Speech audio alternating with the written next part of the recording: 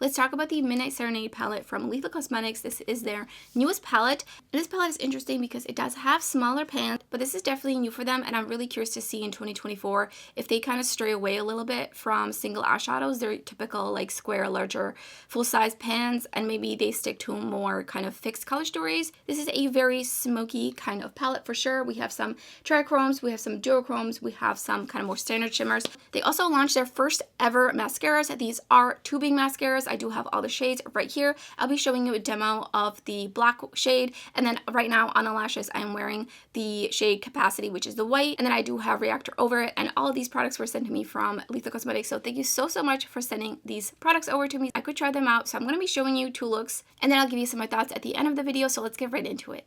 The mascara does have a smell. It's like grape, I think. So I'm just gonna go in and brush my lashes up. This is a tubing formula. Usually doesn't hold a curl for me. It's doing a really nice job of just gently, kind of very naturally coating the brushes. Coating my lashes. So I feel like this is going to give you a very natural effect of just kind of your lashes, but better, but it's not really giving me a lot of oomph that I like. But I'm really excited about the colorful shades because I do want to use them as accents. I feel like I got it a little bit better on that eye, but you can start to see that this side is, my lashes are already falling from the curl. It's kind of just a little bit of oomph.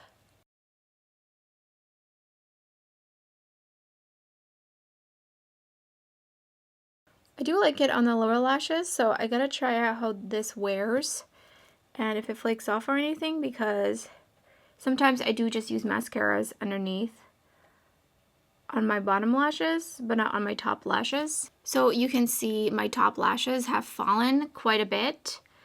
Now I can go in and try to bump them back up with my lash curler. So I'm gonna go do that. I'm just gonna kind of pump it a little bit. So it kind of went up, but honestly they're gonna keep falling because if it doesn't get held in the beginning, they're just gonna continuously keep falling. And I also feel like when I do use the lash curler after a mascara, it tends to just always take off a little bit of it, and I just don't really prefer that. I'm gonna go in with a second coat now that it's dried. I'm just really curious to see if I can kind of build it up. I don't feel like it's really building up. I actually feel like it looks kind of the same. Ooh, I just realized I should have tried the brown one on one eye. That would have been really cool. But here is what my lashes are like after the mascara. This one has 2 coats on the top lashes. Picked up Requiem, and I'm going to put that into the crease.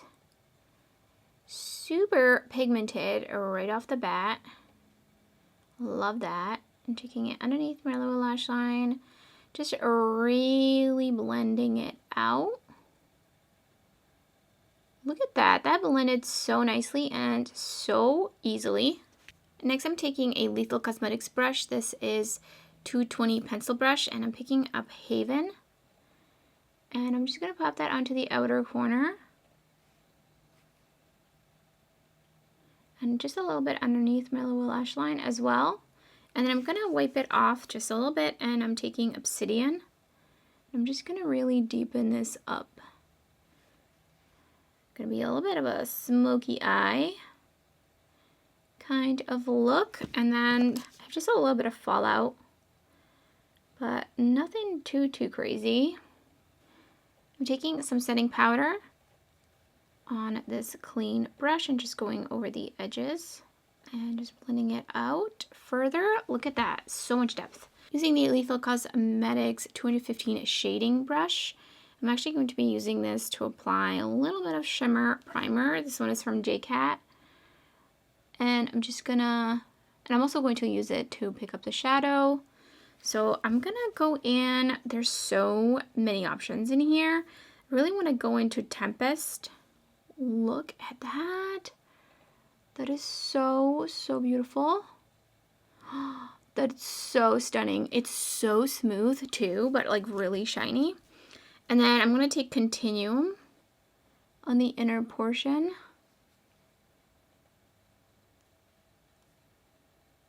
And then I'm going to use Starlit to highlight my inner corner. And I'm taking the Lethal Cosmetics pointed liner brush, and I want to go in with something underneath my lower lash line. I think I'm going to go in with Omen and just pop it right underneath, right here. And then I'm going to pick up Enchantress, and I'm just going to mist my brush with just some water, and I'm popping that underneath on top of that matte shadow I just put down. And here's the finished look.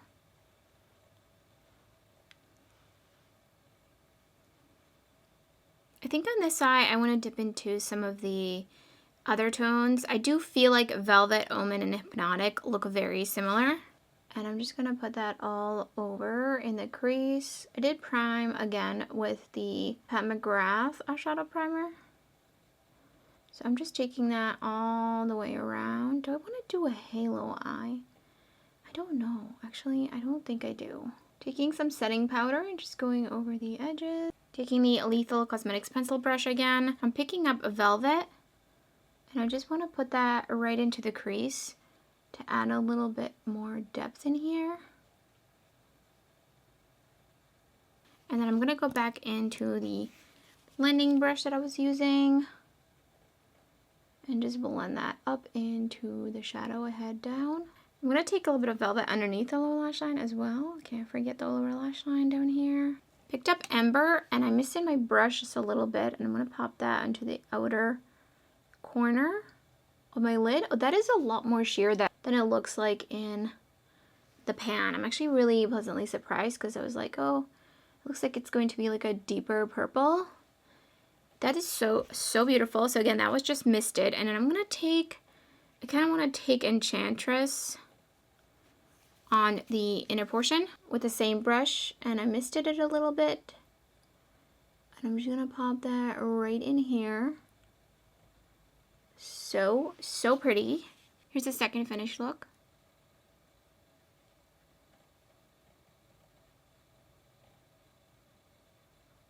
First, I'm going to talk about the mascaras. As you could see from my demo with the black mascara, unfortunately it does not hold a curl for me, which seems to be kind of a pattern with really any non-waterproof mascaras. I will be predominantly using this for my lower lashes. Let's talk about the colorful shades. So I did use the dark green over already the black mascara. And within like 10, 15, 20 minutes, I noticed that the green was completely lost and it just looked like black mascara. So I would say if you plan on buying any of the colorful mascaras, get the white one as well so you can use that one as a base so you can really see the colors because they might get lost on you. I do think the shades I have used so far are a little bit more of like a subtle pop. So even right now I have the purple and I feel like it's not as vibrant as when I first put it on. So I feel like it's kind of dried down a little bit and it's a little bit subtle, which is exactly what I plan on using these for on my lower lash line for little fun pops of color. It actually smells really good.